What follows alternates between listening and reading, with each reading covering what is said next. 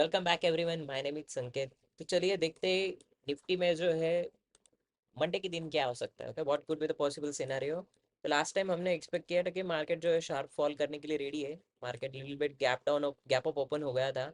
Nifty अगर आप देखोगे 5 मिनट टाइम फ्रेम पे गए ऊपर, तो लास्ट ट्रेडिंग सेशन में ये 24,290 या समथिंग अराउंड पे लेवल पर ओपन होके ऊपर गया, फिर बाद में कंसिस्टेंटली रिजेक्शन आ गया। एंड वी प्लान कि जब ये इनसाइड कैंडल, मतलब डेली टाइम फ्रेम पर जो इनसाइड कैंडल बनी है लास्ट सेशन की, उसके बाद आपको शॉर्ट करना था। तो आप देख सकते हो काफ़ी अच्छा खासा बड़ा मूवमेंट आपको उसके बाद मिल चुका होगा। वह 15 मिनट कैंडल जब ये क्लोज हुआ 9:30 की कैंडल, ओके, वहाँ पर एक शॉर्ट पोजीशन आपकी बन बन रही थी, और स्टॉप लॉस जो था वो ऊपर की तरफ। Stop loss should have been here. Okay, इसके 50% के अबव भी यहाँ पर भी रखते तो भी चल जाता, क्योंकि इतना बड़ा, मतलब इसके ऊपर स्टॉप लॉस रखना लॉजिकल नहीं है। यहाँ तक stop loss was it was enough to sustain. और उसके बाद you need to target for 1:2 risk reward, okay, जो कि काफ़ी कम समय में अचीव भी हो गया। अभी ये जो यहाँ से जो रिएक्शन आया है ना मार्केट का, ओके, वो कौन सा लेवल का है? ये जो गैप था, ये गैप फिलअप हो चुका है। ओके, 17 अप्रैल और 21 अप्रैल, ये 2 डेज में जो गैप क्रिएट हुआ था 2 ट्रेडिंग सेशन में, वो गैप जो है वो फिलअप हो गया है। अभी नेक्स्ट मूवमेंट क्या रह सकता है, हमें उसके बारे में डिस्कस करना है। अगर डेली टाइम फ्रेम पर हम देखेंगे, एज वी डिस्कस की, ये जो फेक आउट है, मतलब ये जो कंसिस्टेंटली मोमेंटम हुआ है ना ऊपर की साइड में, ये कहीं पर तो भी अभी halt, either it will halt, okay, यहाँ पर एक हॉल्ट करेगा या फिर शार्प फॉल देगा। आई एम एक्सपेक्टिंग कि शार्प फॉल ही देगा most probably. It will I will plan for the sharp fall, तो उसके अकॉर्डिंग ही प्लान करेंगे। लेकिन अगर ये शार्प फॉल नहीं आता है तो क्या कर सकते हैं? मतलब अगर जस्ट इमेजिन कि यहाँ पर होवर करके मार्केट जो है थोड़ा बहुत यहीं से फिर से ऊपर गया, फिर उसके बाद रिएक्शन देगा, या फिर ऊपर जाने के बाद कुछ रिएक्शन देगा, तो how we can deal with it. तो बेटर सिनेरियो ये रहेगा कि आपको कहाँ पर शॉर्ट करना है, कि लेट मार्केट कम, अगर कम मार्केट गैप अप ओपन होता है तो इमीडिएटली शॉर्ट कर देना। ओके, वहाँ वहीं से जो भी लेवल पर अगर आपको 50-70 पॉइंट्स अगर गैप अप ओपन होते रहे दिख रहे, वहीं से शॉर्ट कर देना। Stop loss will be yesterday day's high above. और टारगेट जो है आपका काफ़ी बड़ा रहेगा। ये वीक का टारगेट जो है अपना 23,300 के आसपास रहेगा, मतलब ये लेवल तक अपना फर्स्ट टारगेट रहेगा। और नेक्स्ट वीक से हम ये टारगेट के लिए भी प्लान कर सकते हो, 21,500 के लिए भी प्लान कर सकते हैं। तो अभी कल के दिन आपको आप ट्रेड कैसे कर सकते हो? Okay, so I will switch to the 5 minute time frame first. ये 5 मिनट का टाइम फ्रेम है, and we will use Bollinger band here. Okay, Bollinger band आपको यूज़ करना है।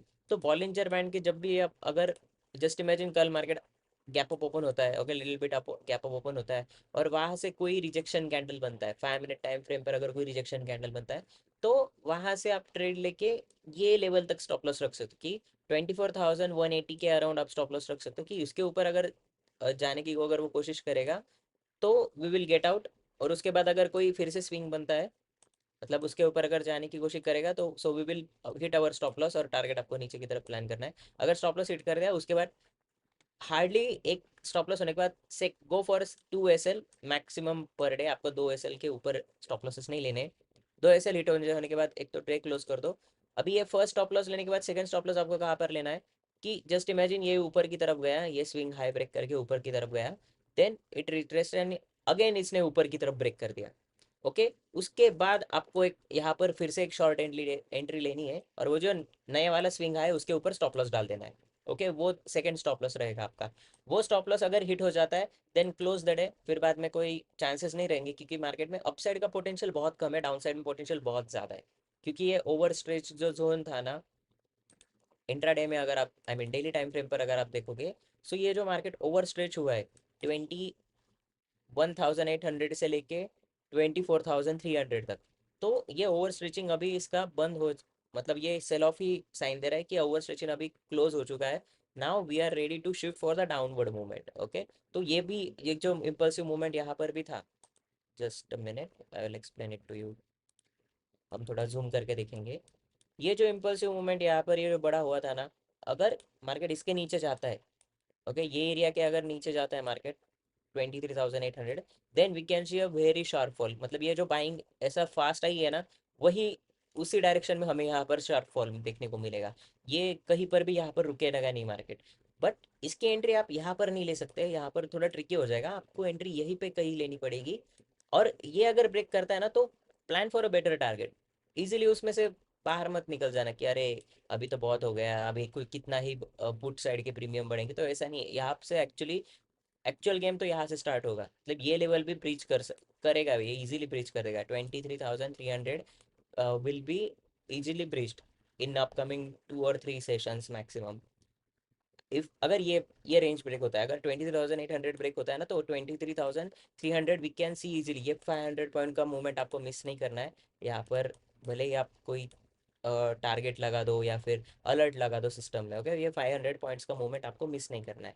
अगर ऐसा करते हो आप, then it's a very good sign, you guys can trade very well, अच्छे से ट्रेड कर पाओगे आप, सब कुछ अच्छे से कर पाओगे। Okay, so that's a video for video analysis for tomorrow, I hope you like this video. अगर अच्छा लगा हो तो like and share with your trading varies, and I guys see you guys in the next video, bye.